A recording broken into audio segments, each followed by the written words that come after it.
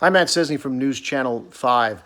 This week, in fact on Monday, I took part in a vaccine trial here in Palm Beach County, a vaccine trial being run by drug maker AstraZeneca. This is for the vaccine that was developed at Oxford University, the vaccine for COVID-19. Again, as I mentioned, I took part in this on Monday. It was actually my first visit to the medical office for that. There's actually 2 shots with this vaccine, and I got the first shot on Monday.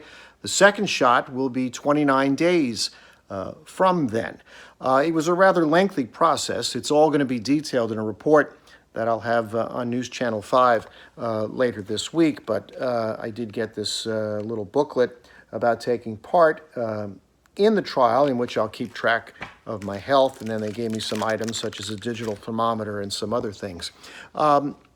It should be worth noting that I actually have a 1 in 3 chance of actually getting a harmless placebo in this. So 2 out of 3 people will get the real vaccine, 1 will get the placebo. We don't know what shot I got. It's what they call a double-blind study, which means the people administering the trial don't know, and people like the patient, like myself, do not know. It was a lengthy process, as I mentioned. It was about a 2-hour visit. There was a lot of detail about medical history. There was a short physical. There was a lot of questions. There was a lot of consent forms, as you might imagine, to fill out for something like this. These vaccines, along with drug makers Pfizer and Moderna, are going through trials to see how well these vaccines can work and fight COVID. So one of the big things that I came away from this experience with the trial was to be mindful of the side effects with the shot. They talk about mild side effects, which include things like headaches, a small fever, maybe some sluggishness. They said you would kind of feel like a bad cold or even like the early stages of the flu.